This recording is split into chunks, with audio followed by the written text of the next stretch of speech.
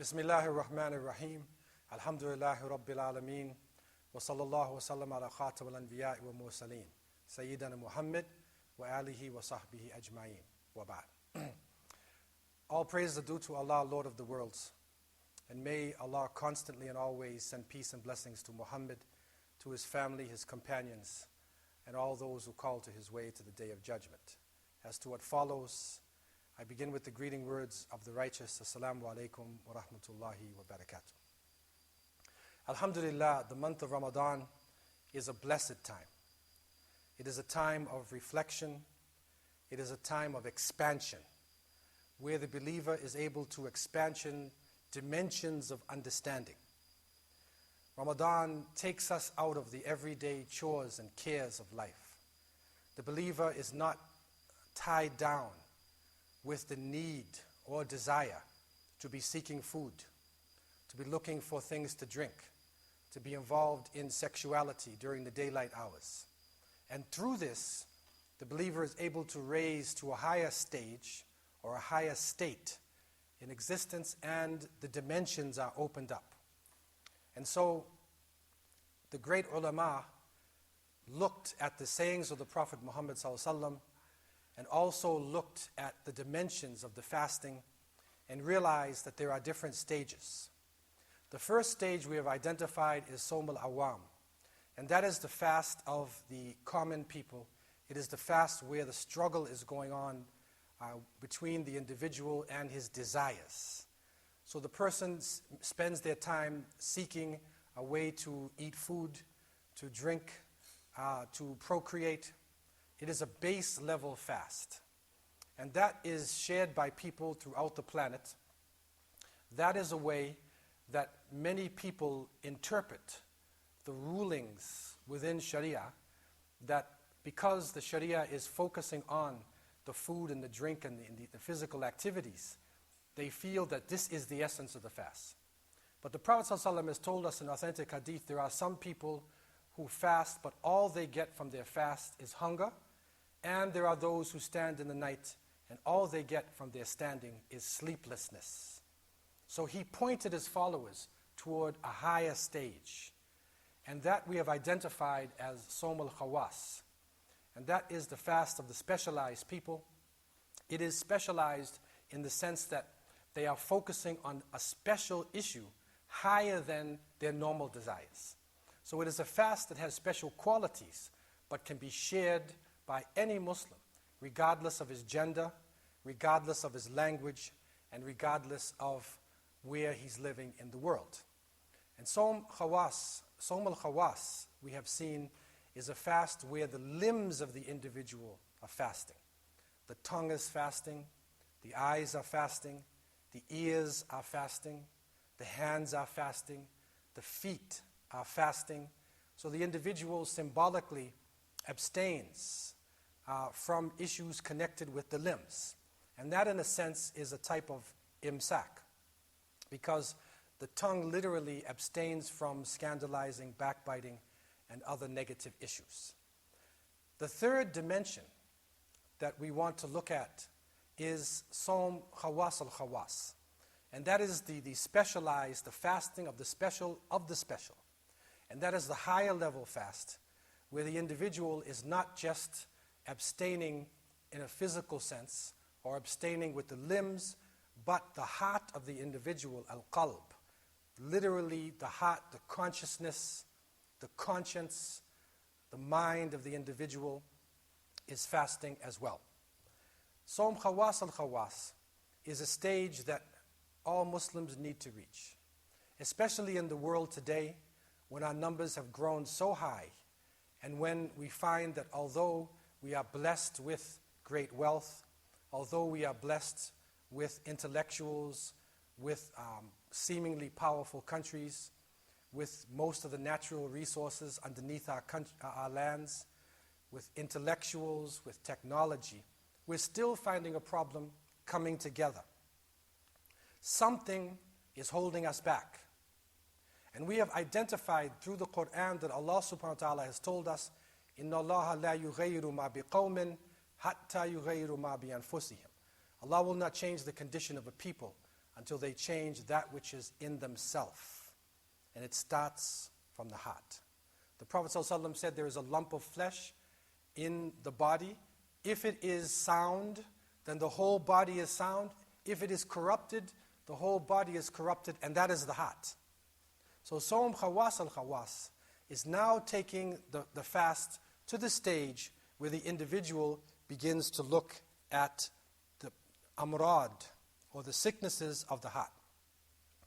From these sicknesses, we have identified a few. The first of these sicknesses, which is probably the most dangerous that we find, or one of the most dangerous that we find in the Muslim world today, is al-hasad. It is jealousy and envy. And this is an issue where a Muslim is jealous of another individual. And of course, this can hit non-Muslims as well. But the Muslim is jealous of another person, usually because of a material thing. And for instance, the woman has a new baby. And other women look at that baby and say, I would like to have a baby like this. If they are on that stage where they would like to have the baby, then that is ghibta, that is okay, it's a desire. But the hasad is where she wants the baby and she doesn't want the other sister to have the baby. It's where seeing the person with the baby, seeing that child, causes hatred in the hearts of the individual. That is the hasad. Also, he comes up with a new car. So he pulls up with a new Lamborghini, a new Porsche.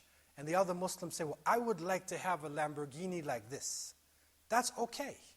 But if you want one and you don't want him to have it, if you hate to see Ali driving in his new Porsche, that feeling that comes out of you, that is the hasad.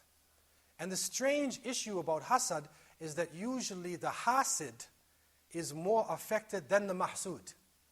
Usually the person who has the hasad is more affected than the one who is jealous of. So it is a strange issue. But the shaitan, wa'iyadu billah, is able to somehow harness these evil thoughts and these feelings and to affect other individuals. This is why in Surah Al-Falaq, Allah subhanahu wa ta'ala has told us that we should seek refuge min al-hasidin idha hasad. We should seek refuge. وَمِن شَرِّ حَاسِدٍ إِذَا حَسَدٍ. And from the evil of the envier, if he envies. We should seek refuge from this hasad. The Prophet ﷺ also said, إِيَّاكُمْ وَالْحَسَدِ. Beware of hasad. فَإِنَّ الْحَسَدَ يَأْكُلْ حَسَنَاتِ كَمَا تَأْكُلُ النَّارُ الْحَطَبِ. This jealousy and envy eats up your good deeds like a fire eats up firewood. So you go to Hajj, you come back and you're jealous of another Muslim, it burns up all your good deeds. You fast in the month of Ramadan and you're jealous of a new masjid, it burns up your deeds. You give your zakat, you pay sadaqah, and you're jealous that your friend has opened up a new store, it burns up all of the hasanat that have come from giving the zakat or giving the sadaqah. So hasad is a dangerous thing. And the great ulama have told us that we need to move against this. We need to realize, number one, that there is a creator. That if a person is blessed with wealth, that wealth may be a curse. If the person has a new child, it is a test that they are under, and we should be satisfied with what Allah subhanahu wa ta'ala has given to us. Another disease is the disease of pride, kibriya. And that leads into takabbur, or the arrogance that shows on the limbs of the person.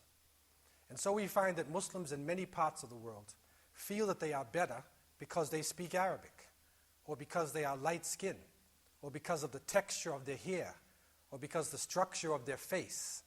Even in some cases, the male feels that he is intrinsically better than the female.